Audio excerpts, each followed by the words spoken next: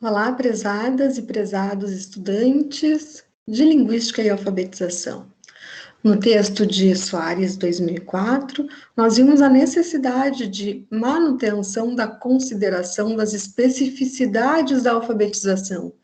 E daí ali nós tínhamos a especificidade relacionada à faceta da consciência fonológica, a faceta da consideração da relação entre letras e sons da fala, e também a necessidade de consideração da arbitrariedade do sistema linguístico na aquisição dos padrões do sistema ortográfico. Com a ajuda da leitura do texto de Miriam Lemle, 1999, eu elaborei esse conjunto de slides que apresento para vocês agora. Então, Miriam Lemle, em 1999, nos diz que uma das condições para a alfabetização é que o estudante, a estudante, compreenda o que é um símbolo. Então, aqui vocês têm a luz vermelha no semáforo, o sinal de tudo bem ou de gostei nas redes sociais e a bandeira verde na praia, né? A luz vermelha no semáforo significa que não podemos passar, o sinal de ok significa, esse sinal significa que está tudo bem ou que eu gostei, e a bandeira verde significa que o mar está tranquilo e que é seguro o banho de mar. Não há nenhuma relação natural entre a luz vermelha e parar, entre esse gesto e está tudo bem, e a cor verde e o aviso de segurança. Essas relações de sentido são construídas socialmente e são convencionalmente, arbitrariamente constituídas. É preciso entender o que é um símbolo, porque é preciso que o estudante ou a estudante compreenda o valor simbólico das letras na representação dos sons. Então, aqui vocês têm a figura de um sapo escrito com as letras S, A, P, O, e sapo no balãozinho de fala em sua transcrição fonética. Foi pronunciado, nesse caso, sapo, com a vogal O final. Entendendo o valor de um símbolo, é preciso entender que objetos não linguísticos permanecem sendo os mesmos independentemente de sua posição. Uma escova girada continua sendo uma escova. Mas, olhem para o desenho das letras P, B e Q. Vejam que o desenho é o mesmo. O que nos diz que P é P, B é B e Q é Q é a direção, é a orientação dessa letra. Então, a aprendiz ou o aprendiz devem distinguir símbolos cuja diferença está em sua posição. Ainda é preciso distinguir, para os aprendizes que ouvem, no caso, né, é preciso distinguir diferenças linguisticamente relevantes. Então, por exemplo,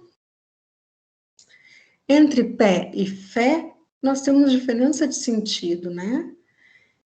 E essa diferença de sentido acontece ali na organização dos sons dessas palavras pela diferença entre as consoantes iniciais. P e F são consoantes produzidas diferentemente em português, P com lábio inferior e lábio superior, fechamento total da passagem da corrente de ar e liberação abrupta desse ar. F produzido com lábio inferior, dentes incisivos superiores, e a liberação contínua do ar, como se fosse um ventinho, né? A gente não tem palavras com variação de pronúncia entre P e F, diferente do que acontece entre tia e tia, que a gente mantém o mesmo sentido, né? Tia Rosa continuam sendo a mesma pessoa. A gente só tem variação entre a produção de T e de Ch. A diferença entre essas duas consoantes não é linguisticamente relevante em português brasileiro. Mas se a gente comparar tia com dia, ou tia com dia, daí sim a gente tem diferença de sentido, né? E essa diferença acontece porque é linguisticamente relevante a diferença aqui de vozeamento, a vibração das cordas vocais. Quando o ar vem dos pulmões, passa pela laringe antes de ser desenhado pelos articuladores de dentro da boca, ou ainda aqui na câmara de ressonância nasal, se as cordas vocais estiverem afastadas, relaxadas, esse ar vai passar sem vibração. Se elas estiverem fechadas, esse ar vai passar fazendo vibração. E isso vai dar uma diferença de som que a gente percebe como linguisticamente relevante. Então, tia e dia, toca e doca, tem diferença aqui na vibração das cordas vocais. No próximo vídeo, vou mostrar para vocês uma página muito interessante, na qual nós veremos consoantes e vogais do português brasileiro e entenderemos como elas são produzidas.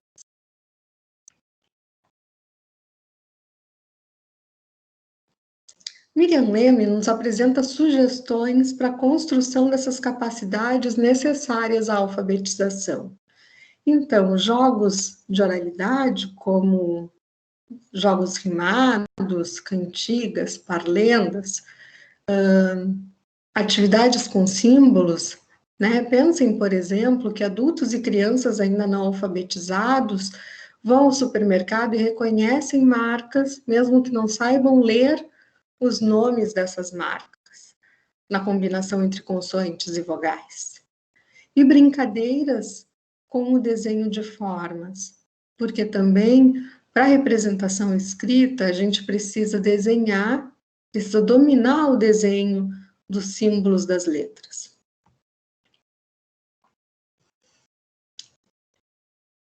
Além disso, ainda como sugestão, o desenvolvimento de consciência da unidade de palavra. Percebam que eu estou falando, e tudo que eu estou falando acontece num grande fluxo, né, de palavras, sem que eu tenha entre essas palavras espaços de pausa, não é? Eu falo grandes enunciados, grandes cadeias de palavras, sem ter pausa entre palavras. Se eu estivesse lendo os slides assim, consciência da unidade da palavra, talvez vocês interpretassem essa leitura como uma leitura desfluente, uma vez que eu estou atribuindo pausas desnecessárias e inesperadas. Essas pausas inesperadas na palavra falada são esperadas na representação escrita, no espaço vazio entre uma palavra e outra. E quem está aprendendo a ler e aprendendo a escrever precisa entender que há delimitação de palavra, de início e de final de palavra, e que isso deve ser marcado na representação gráfica por espaços vazios.